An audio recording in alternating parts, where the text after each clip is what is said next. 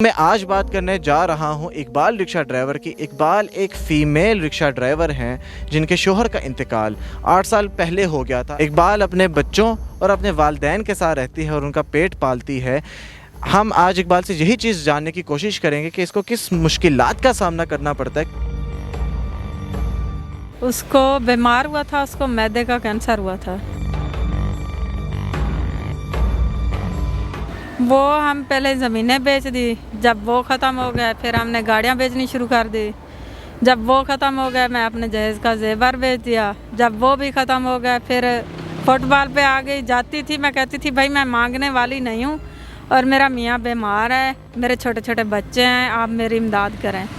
तो जिसका दिल मानता था तो वो कर देते थे, जिसका दिल नहीं मानता था वो नहीं करते थे। मेरे शोहर ने सिखाया था। मेरे घर में मेरी अम्मी है, मेरा अब्बू है, बच्चे और मैं तो और चाची ताई है। तो मैं सुबह घर का काम करके फिर मैं निकलती हूँ। फिर पहले तो मैं सवारी लेती थी और रिक्शे वाले नहीं लेने देते थे, अब मैं दुकानों पे रिक्शा लगा दिया है। तो उसको नंबर पकड़ा दिया है ना, वो जैसे कोई मेरे रिक्शे का चक्कर आता है वो मुझे फ़ोन करके बुला लेते हैं।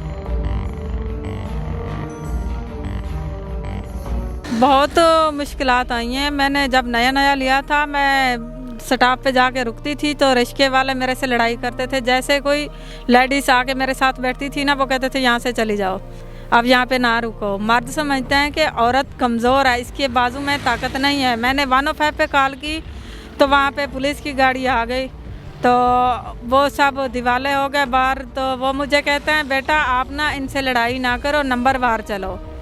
मैंने क्या अंकल ठीक है मैं नंबर बार चलूँगी। जब वो पुलिस वाले चले गए तो रिक्शे वाला कहता है आंटी आपने हमारा क्या कर लिया है।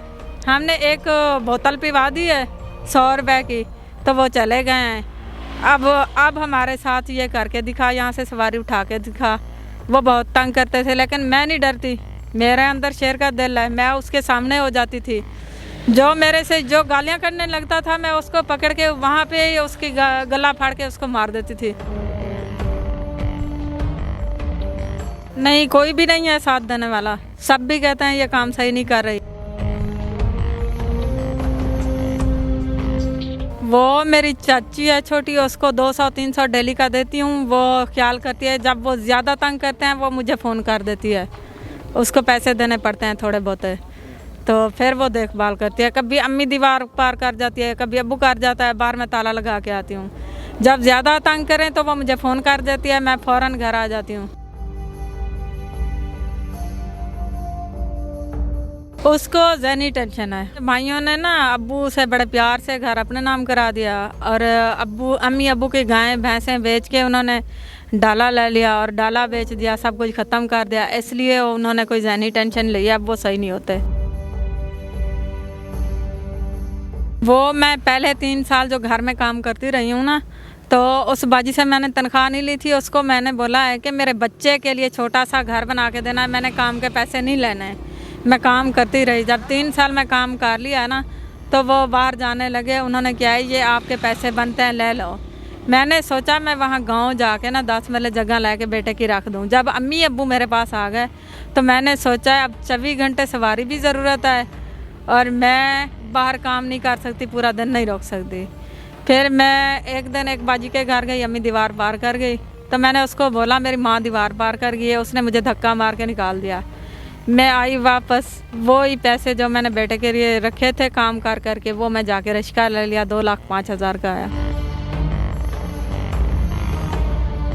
वो तो मेरा शौहर एक बहुत अच्छे इंसान थे। जब गांव में हम काम करते थे ना, वो गाड़ी बनानी या चलानी मुझे सिखाता था। जो सब लोग इतराज़ करते थे वो कहता था नहीं मैं देख लूँगी, उसने मुझे सिखाया। आज मैं वो ही याद करती हूँ बार बार। आज मैं यहाँ इस मकसद पे पहुंची हूँ। वो मुझे ना सिखाता, लोगों की बातों में आ जाता, तो आज मैं ये ना कर सकती शायद। ये इसलिए मैंने लिया था क्योंकि अम्मी अब्बू को हॉस्पिटल लेके जाना पड़ता था तो इन्हें पैसे देने पड़ते थे और मैं पैदल चल के काम पे जाती थी, पूरा दिन लग जाता था। तो पीछे अम्मी अब्बू भूखे रह जाते थे, फिर मैं बच्चे भी नहीं पढ़ा सकती थी और अम्मी अब्बू की खिदमत भी नहीं कर सकती थी। और रिक्शा मैंने इसलिए लिया था, 24 घंटे अपनी सवारी भी है, इससे रोज़ी भी कमा रही हूँ और उसकी खिदमत भी कर रही हूँ, बच्चे भी पढ़ रहे हैं। वो मुश्किल होता है, टायर में चेंज कर लेती हूँ, ऑयल लेके आती हूँ, मैं खुद चेंज कर लेती हूँ, छोटा मोटा मैं खुद कर लेती हूँ। जब कोई ज़्यादा आता है तो फिर मैं इसको वर्कशॉप ले जाती हूँ। मैं उनको यही कहना चाहूँगी, रिज़्क़ की हिलाल बरकत, अपनी मेहनत करें, कोई भी काम करें, मेहनत करके खाएं, रिज़्क़ की हिलाल में बरकत होती है। और जो गलत काम करते हैं उसके मुंह पे मैं लानत भेज दी हूँ। अपनी हक की लाल की मेहनत करें और खाएं। जब अल्लाह ताला ने हाथ पांव सही सलामत दिए हैं और हमें ताकत दी है, हम उस ताकत पे काम करके हिम्मत ना हारें। हिम्मत हार गए तो बैठ जाएंगे, फिर कैसे गुजारा करेंगे। इस वीडियो को लाइक शेयर कमेंट करना मत भूलिएगा। होती है मुलाकात आपसे अगले प्रोग्राम में। अल्लाह हाफिज़।